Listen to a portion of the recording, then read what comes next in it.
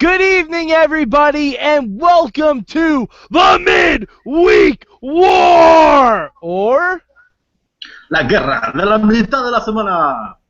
that too! I am Mad Mike. I am Team Iron Man, Team Underoos, Team Nunchuck Battles. We're talking a whole bunch of stuff, but we got Lucha Underground tonight. And oh man, what an episode. And talking Lucha Underground with me is the dulcet tones you heard is Tonio Garza. How are you, sir? I'm doing pretty good. I'm so excited to talk about this episode because was so much that we've been waiting for. So I'm really excited. Excellent. And with us, as always, one of the stalwarts of the Midweek War, the voice of Inspire Pro Wrestling, Eamon Paton. How are you? Best show on television. Good night, everybody. That's my review. Yeah. That's his review. So, Eamon has Lucha number 4 this week. Yeah. All right. Let's get right into this. Garza, una palabra. Mariposa. Oh, I like it. I like it. I got mariposas in my belly. And you know what? If it wasn't for another segment, my lower third was just gonna be Mothra, because I tweeted that and Marty said you were pretty close with the name. I think he liked my name better. That's all I'm saying. Eamon, your una palabra this week. Nunchucks. Damn it! You shithead! Sorry. All right. My una palabra for this week is space chucks. That works. I'll offer it. I'll alter it a little bit. We'll pass. Fucking A, man. I love how all three of us didn't even have anything to do about the main event. We'll talk about it. Yeah, we'll talk about it. We'll get to it. All right. So Garza, let's start with you. ¿Cuál es tu bueno this week? Well, there was one particularly good backstage segment, which I think we all want to talk about. Mm-hmm. But I'm just gonna make it general because all backstage segments were pretty good. Before we go to the main one, I want to give props to the one for Ivelisse because Ivelisse was perfect acting. Like she was so fucking good. Yeah. Like what a waste that she left WWE because this girl is gold. I thought she did like pretty good acting, but the one I think we all want to talk about is the Nunchuck Club versus the Warriors from 1,000 years ago. Oh my god. Fucking hell, man. That may be one of my favorite scenes in the history of Lucha Underground. Yeah. I'm gonna go on record and say that is my favorite scene in all of Lucha Underground. I don't know if it's my favorite, but like, just the image of Evans and Derwood, like, and Dragon, also like all three of them just like fucking swinging their chunks. Oh man, that was so fucking good. So fucking good. There's something so like kind of campy about it, but it was the best kind of campy. Like when they were just swinging their nunchucks to themselves, basically. It was, like that was my favorite part. All right, it was the segment. It was the gimmick from Ninja Turtles 1, the live action movie. That's exactly what it was. A Foot Clan member shows up and he's like, ho, ho, ho, ho, ho, ho. And Michelangelo just, he plays along, and then fucking Aerostar drops in at the end. He's got neon light nunchucks, and it's just like Michelangelo spinning the thing on his finger, like, keep practicing. And I love it made so much sense, and I really I like that Aerostar came in to kind of have Drago's back because they have a history from the previous season when they had that best of series. Like, it's such good stuff. Jack Evans was amazing in this acting wise as well. Like I felt like he is one of my favorite like characters right now in Lucha Underground. I love that the segment just started with Jack Evans taking a piss. Yeah, just taking a piss, just standing at the urinal, taking a piss. Hey, like if there's one character that can get away with that besides Joey Ryan, it's Jack Evans. And the trend continues for Drago having vignettes or segments in the bathroom. They're always in the bathroom. Something about Drago in the bathroom. No, I'm convinced Drago actually lives in a chamber under the bathroom in the temple. Very similar to Harry Potter. I was going to say. It's the Chamber of Secrets. And that's where Drago Malfoy lives. Yes, I went all the way. I went all the way around with it. It's the Order of the Phoenix. Get it? Oh, God. Let's stop. Eamon, what's your pick this week? Eamon, what's your bueno? Well, I was going to mention along with you, because you mentioned like all the backstage segments and stuff like that. Another good mention goes to that promo, like that kind of retrospective on Phoenix. Oh, yeah. I thought that was really good and did a really good job of telling the story. But no, the thing about that is, I liked it. It was very well shot. It wasn't as mystical as I expected it to be. Well, yeah, I don't think it's mystical anymore. Yeah, I know, but I always kind of assumed it was. But it turns out he's just a dude. Yeah, I like the build to the title shot next week. Mm-hmm. Yeah, definitely. Like, I feel like Phoenix has been the most like sort of come full circle character right now in Lucha Underground. Like, just his progression since the beginning has been amazing, and yeah, it made me very excited for the title match coming up. But no, my good for this week is a match that I'm considering my favorite match this season, and I'm actually not even talking about the main event. Oh man! I love it. I love that we've gone into this far and we haven't even talked about the main event yet. I know the main event's great, but my good for this week is Cage versus Taya. Oh, fuck! That was really good. It was like, here's the thing. Like, when she came into Lucha Underground, I knew of Taya, but I never really seen a lot of her wrestling. And I know she was, obviously she, was considered a pretty good wrestler, coming from AAA and all that. But she made me a fan of hers in this match. Like, dude, I want to see her versus Pentagon. It was unbelievable, and I think we say it all the time, but I think this match was really a showcase of why Lucha Underground is doing something different, doing something that nobody else is doing, because nobody right now is doing intergender wrestling on that level. And props to Cage, who even though his character would almost kind of allow him to kind of do it, like, he didn't do the whole like kind of like, oh, I don't want to hit this girl kind of stuff. He was just like, you know what, I'll fight her, sure, and I'll kick her ass just like I kicked anyone else's ass, And it was amazing. It was really spectacular. Both of them looked, got a lot of great stuff in. When they were setting up the tables on the outside, Cage was, and I was like, oh, Taya's going to do a thing where she counters and like maybe pushes him through the tables or something, and then he just suplexes her through them. And I went, holy crap, this is amazing. Like, it was spectacular. And I love the stuff with Johnny at the end. Johnny Mundo comes up like such a prick. Like, it's amazing. I love it. Yeah, the table spot you were talking about, I was live tweeting, as I always do on Wednesdays, and I believe my comment about that spot was, well, that certainly is one way to take a lovely lady out for a table for two.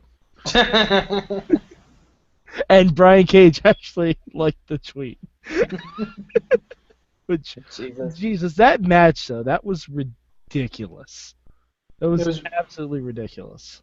But yeah, like I said, like, it's showing that, like, I love that Lucha Underground's very much like, we're doing intergender wrestling, and we're, not going to worry about, what others may think, and because a lot of people would, like, saying, like, oh, Lucha shouldn't do intergender because it's going to hurt them in the long run for, like, people wanting to consider them a major deal. And it's like, I love that they've stuck by it and said, you know what, no, this is what we're going to do, this is what we believe in. Yeah, and it works.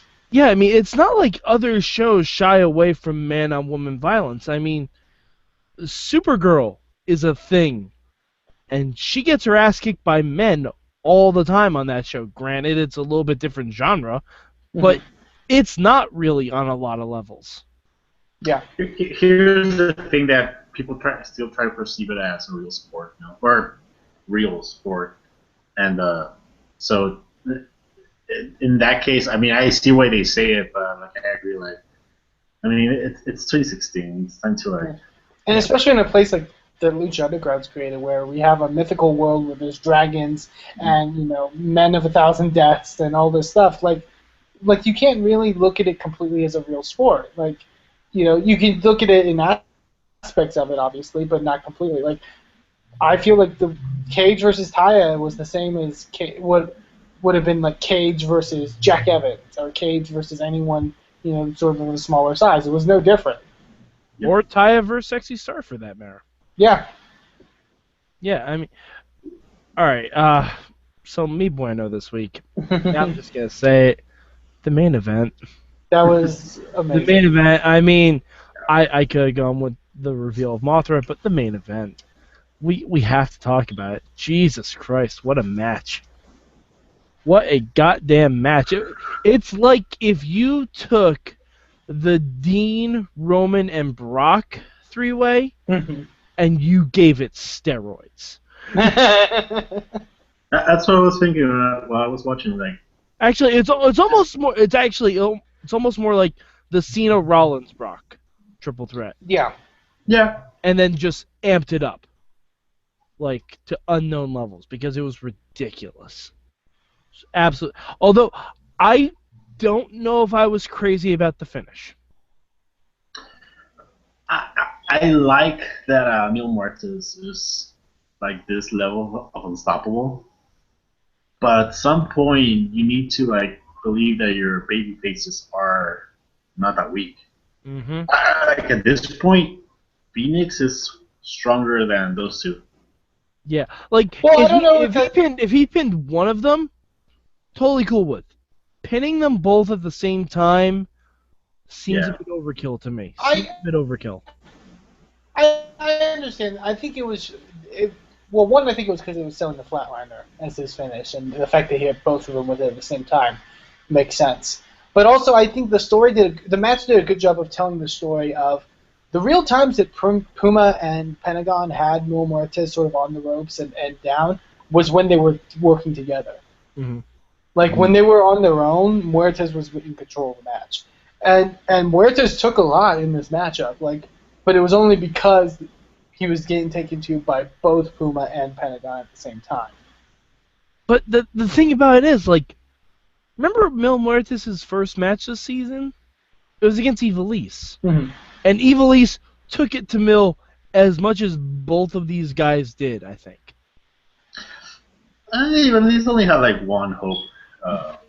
Yeah, I wouldn't go that far. I mean, I think she definitely held her own, but it was still a case of, once he finished her off, she got in maybe some spots. Her stuff was more like evasive at times. Mm-hmm. Like it was more like trying to avoid some of like his bigger moves and stuff like that.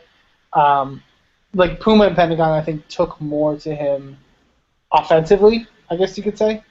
Mm-hmm. I feel. Okay. I mean, I don't know. I just think pinning he can hit both of them with the flatler. I think if one of them kicked out while the other one was pinned, that would have been a cool way to finish it. Also consider that by that point, Pentagon had taken the 630. Yeah. Yeah. And Puma had taken the Penta driver and the backstabber. Okay, yeah. I mean, I forgot about that part, but yeah, okay, I can see that then. But I don't know. It still kind of bugged me a little bit because I don't know. He seemed a little overpowered. Well, I mean, he's the man of 1,000 deaths. I'm aware of that, but like, I don't know. I just thought it was a bit much pinning both guys. That's something you'd see Ryback doing a jobber squash. You know what I mean? Well, yeah, but I think the match facilitated enough where it was more than just kind of a jobber squash. Like, I think this is the case of, obviously we're going towards Mortis and Phoenix now. I think Puma and Pentagon's still going to be sort of an underlying story, and the sense of, and I think it's going to play off that sense of both men want the belt, both men think they deserve the belt, but like you said, like the only time they were able to take down Mil Muertes at all was when they were working together, and I think they're going to kind of be sort of the secondary story here when Muertes and Phoenix are going to do their thing, so to speak. Okay. I mean, we're building up to Aztec Warfare anyway. Yeah, so. like I agree with you, Mike. Like you shouldn't defeat your baby faces like that, because then if you want to do like a one-on-one, it's gonna hurt that match. But like Aiden said, I agree also with him that I think that at this point we can leave Pentagon and Puma behind a bit and build up to Phoenix and to whoever wins Aztec Warfare. Because the way I see it, we don't have a definitive winner is who's better between Puma and Pentagon. Puma beat him, but it was because he had gotten his shoulders up at that one point in that move, and then the second time they met, No Muertes interrupted it. Okay, all right, I guess that's fair. So they're kind of on an even playing field, so to speak. Yeah. Yeah. All right. So Garza, ¿cuál tu malo this week? My malo. Okay, my malo is actually gonna go to the end of the Taya and Cage match.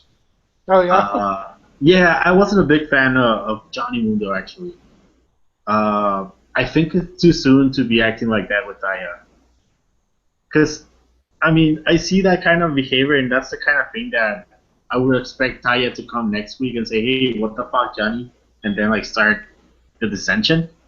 But I mean, they haven't even been together a whole show, so I don't know. It felt too soon. I think we could have done like another Tejano Chavo match this week and just saved the whole Johnny versus Cage and Taya like for later on. Yeah, I could see that. Me personally, I loved it. I love that they did it when they did it, because I also like that. Like, at least what I assume will hopefully happen is the whole like either Johnny and Taya kind of being like this kind of, because them both being very clearly strong individuals. Like the fact that Taya would come out there and be like, you know what, I'm going to fight you, Cage. Like, and I'm going to kick your ass. Like, she clearly thinks she's amazing. And Johnny's a guy who clearly thinks he's amazing. So having those two personalities clash, I think, will be interesting. And this may be weird, but I think once Johnny and Cage finishes up, I kind of want to see Johnny and Taya. Like, I think we will. I think that'll be part of Aztec Warfare. I really hope so, because that could be some money stuff, I feel. All right, Eamon, call us to malo this week. Guys, I'm going to be honest. I'm going to pass. You're going to pass? There wasn't anything? No. I literally can't say. This was my favorite episode of Lucha Underground this season. There's nothing I can say that would not be the nittest of nitpicking. No, it was amazing. I am laying down the law and saying I'm passing this week. Okay. Me malo this week, you guys. I think Famous B got his phone service cut off. Oh no. All I keep getting is his answering machine. I've called at least a dozen times. I keep getting the answering machine. No, I honestly, the only thing I like the end of the triple threat, and I don't know about the name Mariposa. Maybe because I've been calling her Mothra every week. But well, yeah, because obviously. I already have it in my head as something different, and I think funnier. But Mariposa is, Garza, correct me if I'm mistaken on this, is a butterfly, right? Yeah, it's a butterfly. She did not look like a goddamn butterfly. She looked like she looked like a butterfly that's like been through the ringer. She looked like a Pokemon. She like if she came out and she said her name was Venomnat, I'd be okay with that. Jesus Christ. I don't know what he's talking about. This is the nerdiest section of the Midweek War. You are welcome, Internet. No, I mean, and I want to see her do something, or that because this is the second weekend in a row we've had distractions, which not the best, and I get the whole gimmick between it, but I think the fact that the announcers, this is the one time the announcers not knowing what's going on hasn't helped the story. That's true, because they don't know anything about. That's a good point, because they didn't know anything about Marty saying that he had a sister or any of that. Yeah. Because that all was done off of, It was all done off screen. Yeah. And normally I love the fact that the announcers know less than we, the watching public, do. But with this story, it doesn't help it.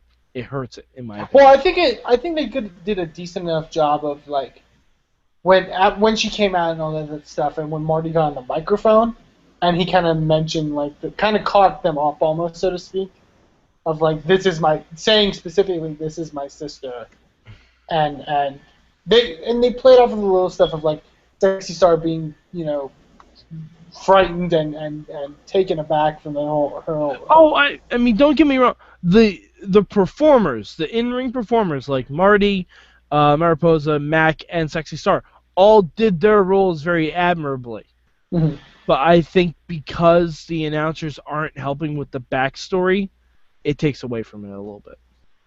Just a little. I mean, I still like it. I'm still excited to see where it goes. Mm-hmm. I just think again, it's a nitpick. It's a nitpick. But I think it would have been better served maybe if we had some kind of in-ring segment with Sexy Star, or with Marty talking about how he abducted Sexy Star. Just something. Yeah, I guess I think that's just a case of I don't know. I would find it kind of weird in Lucha, just from the fact of all this, just from the fact of how they kind of have told the narrative almost, so to speak, to where you don't really have a guy cutting an in-ring promo saying, "So this is why I did it," kind of thing. You know? Yeah, but you can have it be super creepy. You can have Marty be like, "Why'd you escape us, Sexy Star? Why did you leave us?" I love your Marty impression, by the way. Thank you. And then Stryker and Vampiro, they don't have to know the story. They're like, "Why did you leave us? What the hell happened between Sexy Star and Marty?" That's all I need. That's all I would need. They wouldn't have to know the full story, but just to know that something happened in the interim. Because it's very clear they don't reference anything. Mm-hmm. They don't even reference when, because it was in the Gift to the Gods match where Marty took Sexy Star, right? That was in ring. That was in ring, from what I know. remember. He made an appearance, but I don't know that it was I don't know if we saw him actually taking her. I'm pretty sure we saw him taking her, and the fact that they didn't even reference that bothered me a little bit. I don't know. I'd have to watch it again, but I assume that it was it was after her kidnapping, I guess, so to speak, what happened after the match. Oh yeah, well the lockup and everything happened in the post-show sizzle reel, but I'm pretty sure we saw her taking him away, or at least standing over her, flapping the wings and everything. Yeah, something along those lines. Yeah. But I really do love the idea and the story of Sexy Star, who was such a powerful, independent kind of character who didn't take crap from anyone, for the whole first season of the show, now sort of being intimidated and I love the promo that opened this show with Mac coming up to Sexy Star and being like, "You're not your normal self. This isn't the Sexy Star we know." I thought that was really cool, and I like where the story's going personally. Yeah. And now the whole thing of the Seven Tribes makes sense because Mariposa is the one that's going to be there. Yeah. Not Marty, it's Mariposa. Mm-hmm. See, her name should be Marty Posa. No. Yeah, I don't know.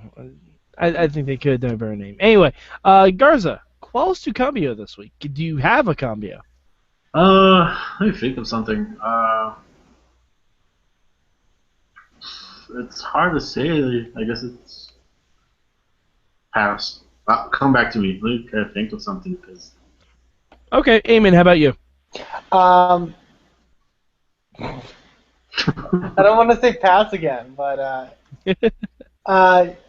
more famous B ads. For famous, here's my change. Put famous B ads in between actual other commercial breaks on El Rey. No, Eamon, I got a way to fix that for you.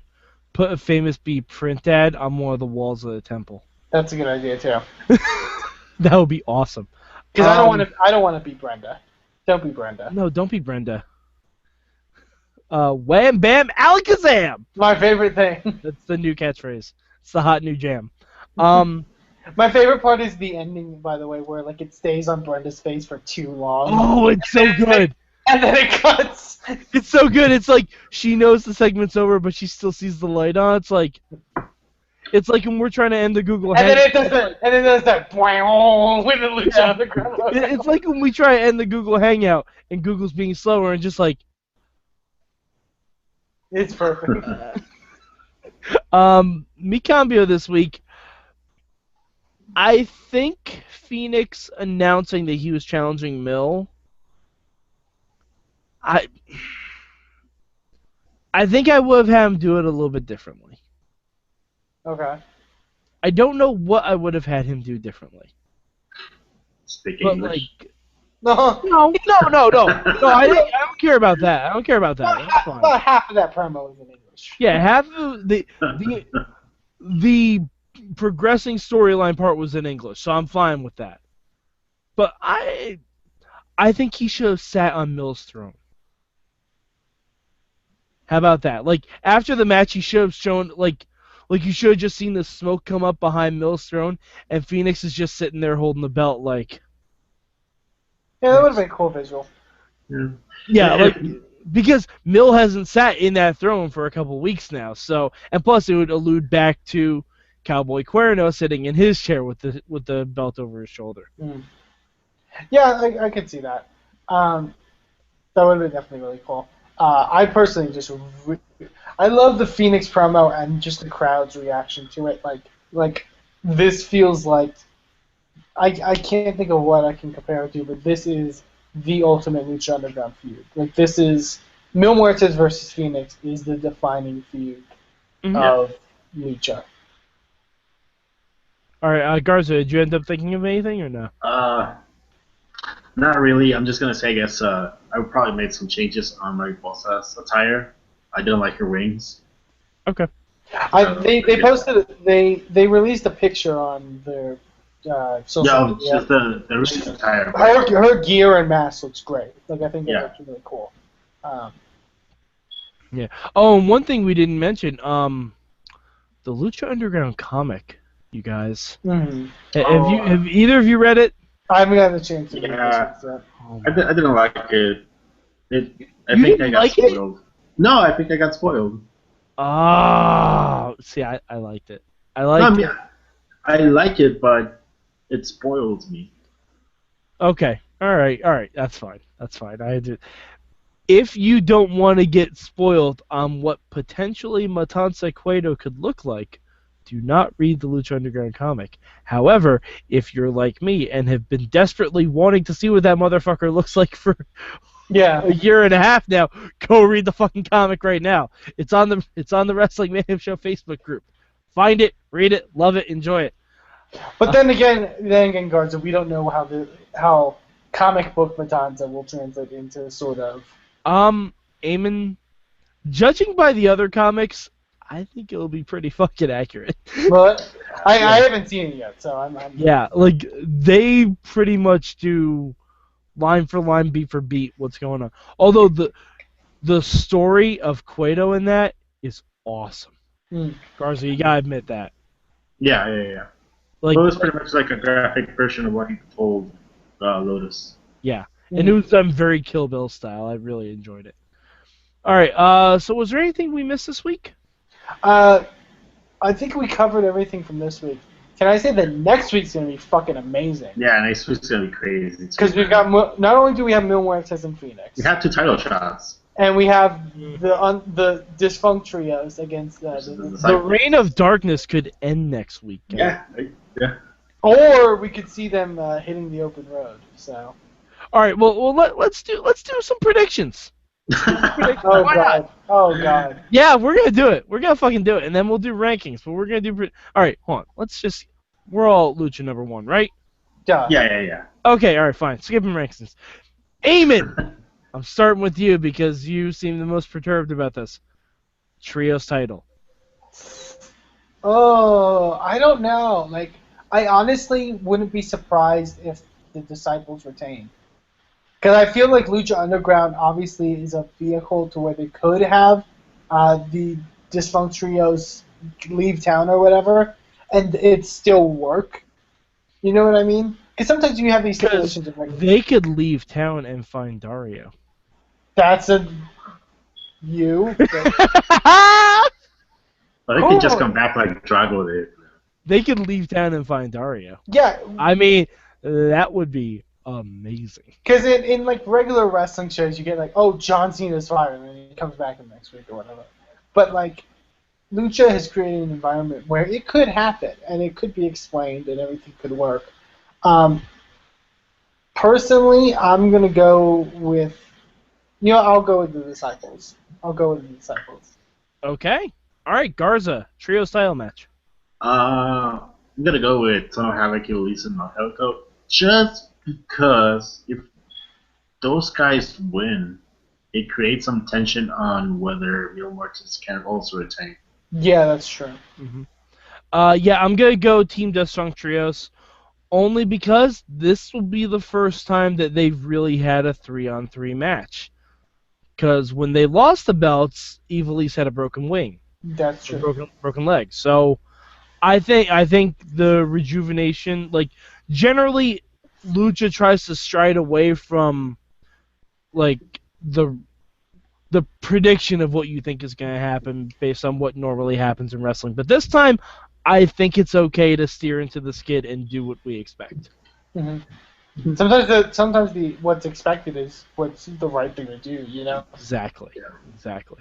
All right. So Garza, Phoenix, Muertes. What do you got? Fuck. If Aztec Warfare wasn't so close by, like it would be in Missy Mil Muertes. But I'm gonna say Mil Muertes. Fuck it. I mean, Phoenix is already gonna lose the title, so that's gonna open that chase. Either way. All right, Eamon. It's not a scientific thing where I say this, but it's just what I really want. I hope Phoenix takes it. Phoenix has been one of my favorite characters in Lucha Underground. He's worked hard. He's gotten over. I think he really deserves it. And if anybody can defeat Mil Muertes, as history shows, it's Phoenix. So. Okay. All right. I'm also going Phoenix, simply for the fact that I want to see Mil in Aztec Warfare. Mm. I want to see that overpowered motherfucker interact with everybody on the roster. That's what I want to see, because if Phoenix loses and he's in Aztec Warfare, fantastic. That's fine. That'll be a great match. But if Mil's in Aztec Warfare, that just became a barn burner. Here's another question. If say Mil loses the championship, are we to believe that when that happens, Katrina loses power in the temple? Because I think based on the end of the comic, mm-hmm. I think something's happening next week with Dario. Because it's not like she took actual ownership away from Dario, so to speak. Dario fled, mm-hmm. and because because all of her disciples and Mil are champion, she runs now a temple that's basically been vacated. Yeah. So, actually, you know what? I'm just remembering the end of the comic again. I'm changing my prediction. I'm saying Mil. Because the whole comic revolves around Dario having to retrain his brother, and apparently at the end of the comic, Matanza's ready, and Dario says, "Let's go back to the temple." So you think we're getting an ultimate boss battle? I think we're getting I think we're getting Super Boss Fight. I think we're getting Super Saiyan Goku and Super Saiyan Vegeta. I think we're getting Batman v Superman. I think we're getting Cap vs. Two big motherfuckers going after each other. That's what I think we're getting. Okay. Alrighty. So, Garza, where can the people of the internet find you? You can find me at DW Revolution for Twitter. You can go to thewrestlingrevolution.com. Excellent. How about you, Eamon? Find me on Twitter at Eamon2Please, and also check out Inspire Pro Wrestling on Twitter, the company I'm involved with, at Inspire Pro Res. All right, and you can find me at MadMike4883. Don't be confused by the fact that it says under Ruse. We go to the WrestlingMayhemShow.com page. Round about Tuesday night, every Tuesday at 9 o'clock, we do the Wrestling Mayhem Show proper. We talk about a whole bunch of stuff. We're going to be talking about Roadblock. We're going to be talking about WrestleMania. We're going to be booking Mayhem Mania this week. This week is the Patreon round. If you've ever wanted to tell us we suck at booking WrestleMania, and one would not be able to argue with you at this point, donate to the cause. Patreon.com/Wrestling Mayhem Show. You can be a part of the show. You can contribute. I just recently became a Patreon subscriber so I could participate this week. And I am going to undo everything Antonio Garza did. And you are staying on Patreon afterwards, right? I will, as long as my money flow remains intact. It's all dependent on cash flow. But seriously, you only have to donate $1. You can donate $5, $10, whatever. There's different levels and stuff, but only $1. That's it. That's all. Sorg doesn't ask much. In fact, he doesn't ask at all. We usually do the asking for him. But so for Antonio Garza, for Eamon Paton, I've been Mad Mike, and this has been your Midweek War.